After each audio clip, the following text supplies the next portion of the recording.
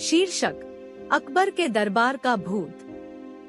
प्राचीन भारत के हृदय में भव्य मुगल साम्राज्य में सम्राट अकबर द्वारा निर्मित राजधानी शहर शानदार फतेहपुर सीकरी स्थित था।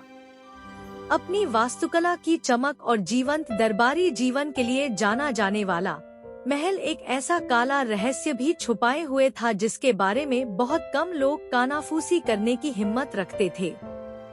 एक सर्दियों की शाम, जब ऊंची मेहराबों से ठंडक फैल रही थी और चांद ने बलुआ पत्थर की संरचनाओं पर लंबी छाया डाली थी, तो कुलीन लोगों का एक समूह आंगन में टिमटिमाती आग के चारों ओर इकट्ठा हुआ।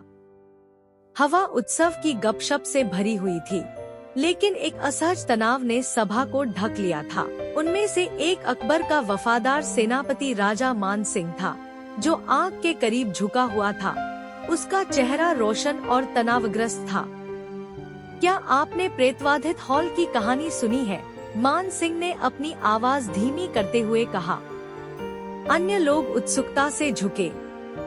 वे कहते हैं कि तूफानी रातों में एक खूबसूरत युवती का भूत महल के गलियारों में घूमता है, अपने खोए हुए प्यार को पुकारता है। समूह में एक बड़बड़ाहट चल रही थी। यह कहानी सम्राट के दरबार में सेवा करने वाले कई लोगों को परिचित थी। ऐसा कहा जाता था कि सालों पहले असाधारण सुंदरता और ज्ञान से संपन्न मेहरुन्निसा नाम की एक युवती ने अकबर का दिल जीत लिया था।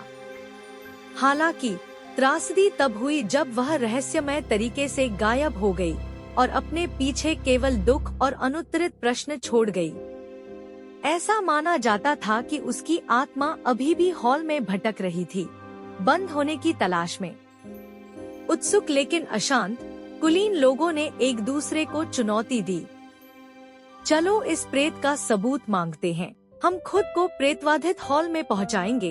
एक एक करके वे सहमत हुए, बहादुरी और शायद आत्माओं के स्पर्श से उत्साहित।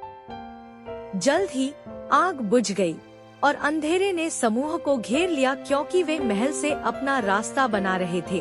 उनके सिर के ऊपर मशालें टिमटिमा रही थी। प्रेतवाधित हॉल का रास्ता अलंकृत खंभों से घिरा हुआ था, लेकिन छाया में नहाया हुआ था। उनकी कल्पनाएं हर चरमराहट और हवा के झोंके के साथ प्रज्वलित हो रही थी। अंत में वे कमल के फूलों और आपस में जुड़े ड्रैगन की नक्काशी से भरे हॉल के भव्य दरवाजों पर पहुँचे। एक साथ सांस लेकर उन्होंने उन्हें खोला। अंदर हॉल शानदार था, फिर भी डरावना। ऊंची खिड़कियों से चांदनी आ रही थी, हवा में नाचते धूल के कणों को रोशन कर रही थी। हवा ठंडी होती जा रही थी और एक सन्नाटा छा रहा था, मानो दीवारें अपनी सांस रोक रही हों। अचानक खालीपन में एक हल्की आवाज गूंजी, एक भूतिया धुन जो हवा में लोरी की तरह बज रही थी। क्या तुमने सुना? एक रईस ने फुसफुसाते हुए कहा। उसकी बहादुरी खत्म हो गई। बाकी लोगों ने सिर हिलाया, उनके दिल धड़क रहे थे। धुन उनके चारों ओर लिपटी हुई थी। यह सुंदर और दुखद दोनों थी। हॉल के दूर छोर पर एक आकृति दिखाई दी, जो बहते हुए सफेद रेशमी कपड़े पहने हुए थी, जो धुंध की तरह झर रही थी। उसका चेहरा आकर्षक था, फिर भी उदास। उसकी आंखें गोधूली में खोए सितारों की तरह चमक रही थी। यह निस्संदेह मेहरुन्निसा की आत्मा थी। तुम क्यों आए हो? उसकी आवाज हवा में गूंज रही थी, नरम लेकिन गूंजती हुई। मान सिंह भय और करुणा के मिश्रण से अभिभूत होकर आगे बढ़ा। हम सत्य की खोज करते हैं। आत्मा, तुम्हें इस दुनिया से क्या बांधता है? मेहरुन्निसा की निगाहें सख्त हो गईं। प्यार अधूरा। एक वादा टूट गया।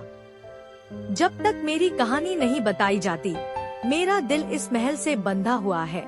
उसने अपना हाथ आगे बढ़ाया, जैसे कि समझ की याचना कर रही हो। तुम शांति के हकदार हो, मान सिंह ने गंभीरता से उत्तर दिया। हमें इसे खोजने में तुम्हारी मदद करने दो। उस पल माहौल बदल गया।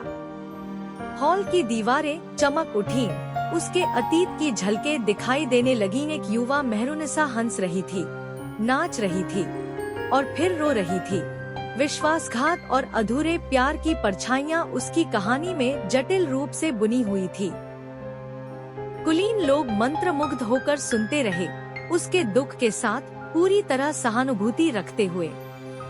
जैसे जैसे रात बीतती गई, उन्होंने उसकी कहानी के टुकड़े इकट्ठा किए, उन्हें अकबर के साथ साझा करने, उसकी स्मृति को उचित रूप से सम्मानित करने और उसके साथ हुए अन्याय को दूर करने की कसम खाई। मेहरुन्निसा के मुस्कुराने से उसका बोझ हल्का हो गया, उसका दुख कम होता गया। धन्यवाद, उसने फुसफुसाते हुए कहा। उसकी आकृति प्रकाश में फीकी पड़ने लगी। तुमने मुझे आजाद कर दिया है। इसके साथ ही कमरे में एक हल्की चमक भर गई और मेहरुन्निसा का रूप सुबह की धुंध की तरह विलीन हो गया। कुलीन लोग चुपचाप खड़े रहे, उनके चारों ओर हवा का भारीपन दूर हो गया और शांति की एक जबरदस्त भावना ने उसकी जगह ले ली। इसके बाद के दिनों में उन्होंने अकबर को उसकी कहानी सुनाई, जिसने श्रद्धा के साथ सुना। मेहरुन्निसा की आत्मा से प्रेरित होकर सम्राट ने उसके सम्मान में एक भव्य स्मारक बनाने का आदेश दिया और फिर कभी किसी प्रेम कहानी को अनकहा नहीं रहने देने की कसम खाई। समय बीतने के साथ फतेहपुर सीकरी फलने फूलने लगी, लेकिन मेहरुन्निसा की कहानी दरबार की किंवदंती का हिस्सा बन गई। उसकी आत्मा अब हॉल में नहीं भटकती थी, क्योंकि उसे कुछ बहादुर पुरुषों की करुणा के माध्यम से शांति मिली, जिन्होंने सच्चाई की तलाश करने और अतीत की छिपी कहानियों को उजागर करने का साहस किया। और इस प्रकार साम्राज्य के हृदय में उनकी स्मृति जीवित रही, जो प्रेम और क्षति की मार्मिक प्रकृति की याद दिलाती रही तथा इतिहास में आशा के सुखदायक गीत के रूप में गूंजती रही।